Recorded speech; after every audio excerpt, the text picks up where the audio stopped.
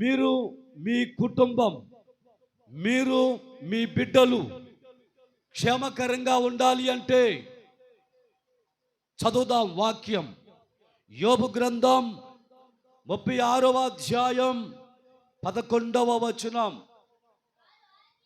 వారు ఆలకించి సేవించిన ఎడల, వారు ఆలకించి ఆయనను సేవించిన ఎడల తమ దినములు క్షేమముగాను తమ సంవత్సరములు సుఖముగాను వెళ్ళబుచ్చెదరు.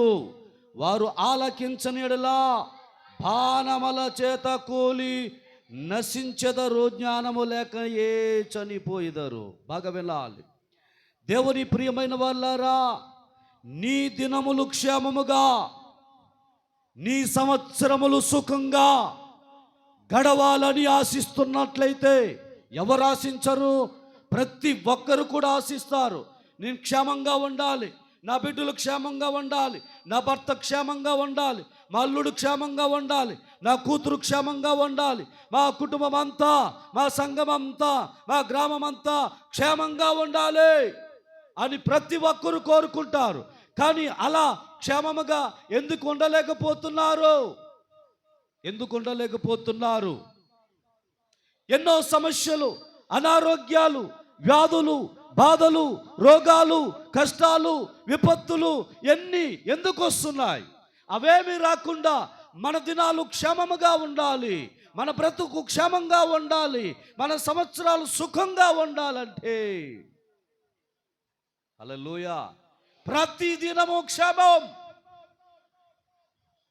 ప్రతి సంవత్సరం సుఖం. డబ్బులో లేదో, నీ జ్ఞానములో లేదో, నీ తెలివిలో లేదో, నీ సంపాదనలో లేదో, నువ్వు చేసుకున్న ఫిక్స్డ్ డిపాజిట్ వల్ల లేదో, నీ పర్సనల్ డాక్టర్ చేతిలో కూడా లే. నీ దినాలు క్షేమంగా గడవాలంటే, నీకు భూమి మీద ఉన్న సంవత్సరాలన్నీ సుఖంగా నడవాలంటే, ఒకటి, పాపము విడిచి రండి అని ఆయన ఆజ్ఞ ఇస్తూ ఉన్నాడు. హలో,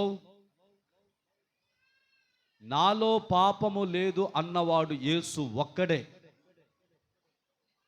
అంటే ఇక్కడున్న వాళ్ళందరము కూడా ఏదో పాపములోనే, చెప్పరే, ఏదో ఒక పాపములోనే, ఏదో ఒక తప్పులోనే, ఏదో ఒక రాంగులోనే, అది దేవునికి ఇష్టం కానిది, నీ మనస్సాక్షికి నొప్పించేది ప్రతి ఒక్కరికి ఉంది. అది ఎస్, అది విడిస్తే నీ దినములు సుఖముగా, నీ దినములు క్షేమముగా, నీ సంవత్సరములు సుఖముగా వెళ్ళబుచ్చుకుంటావు. వ్యాధులు, బాధలు, రోగాలు, అప్పులు, అవమానాలు, కష్టాలు, నీరసాలు, టెన్షన్లు, తొందరలు ఏమి ఉండవు. Happy life, happy life, happy life. Enjoy life, enjoy. బో సూపర్. అటువంటి లైఫ్ కావాలా? కావాలా? కావాలంటే నీలో ఉన్న పాపమేదో అది నీకు తెలుసు, నీ మనస్సాక్షికి తెలుసు. అది విడిచి 2025లోకి, నూతన సంవత్సరంలోకి ఎంటర్ అవుతే హ్యాపీగా బ్రతికేస్తావు, హ్యాపీగా జీవించేస్తావు. దేవునికి స్తోత్రం. హల్లెలూయా, హల్లెలూయా. వారు ఆలకించి ఆయన సేవించినలా తమ దినములు క్షేమముగా, తమ సంవత్సరం సుఖంగా వెళ్ళబుచ్చెదరు. ఆలకింపని ఎడలా బాణములు, బోల్డ్ అన్ని బాణాలు ఉన్నాయి ఆయన దగ్గర. కరువు అనే బాణం, అప్పు అనే బాణం, వ్యాధి అనే బాణం, సమస్యలు అనే బాణం, ఏదో ఒకటి ఇసిరాడు అనుకో, ఇంకా గిలగిల కొట్టుకోవడం, సంవత్సరం అంతా బతుకాల వెళ్ళబుచ్చడమే. బోల్డ్ అన్ని బాణాలు ఉన్నాయి. ఆ బాణాలు గుచ్చుకున్నాయంటే అయిపోతాం. అందుచేత దేవుని బిడ్డలారా, ఆలోచన చేయండి. పాపము విడిచి రండి అని ఆయన ఆజ్ఞాపిస్తున్నాడు. విడిచి వస్తే మీ బ్రతుకు దినములన్నీ కూడా హ్యాపీ లైఫ్, ఎంజాయ్ లైఫ్. హల్లెలూయా. ఇర్మియా 7:23 ఇర్మియా 7:23. ఇర్మియా 7. నా మాటలు మీరు అంగీకరించిన ఎడలా నేను మీకు దేవుడనే ఇందును, మీరు నాకు జనులయ్యుందురు.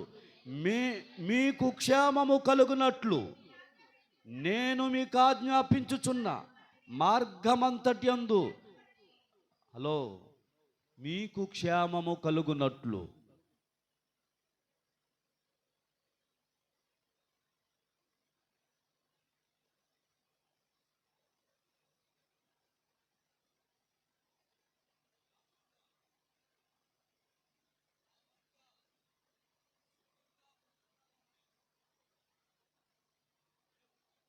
పించే మార్గములో నడుచుకో, రాబోయే నూతన సంవత్సరం నీకు శుభకరం అవుద్ది. యెషయా గ్రంథము 48:18. యెషయా 48:18. నీవు నా ఆజ్ఞలు ఆలకింపవలనని నేనెంతో కోరుచున్నాను. ఆలకించినెడలా నీ క్షేమము నది వలె, నీ నీతి సముద్రము వలె, నీ క్షేమము నది వలె. ఏంటమ్మా? క్షేమము నది వలె, నీ క్షేమము నదిలాగా.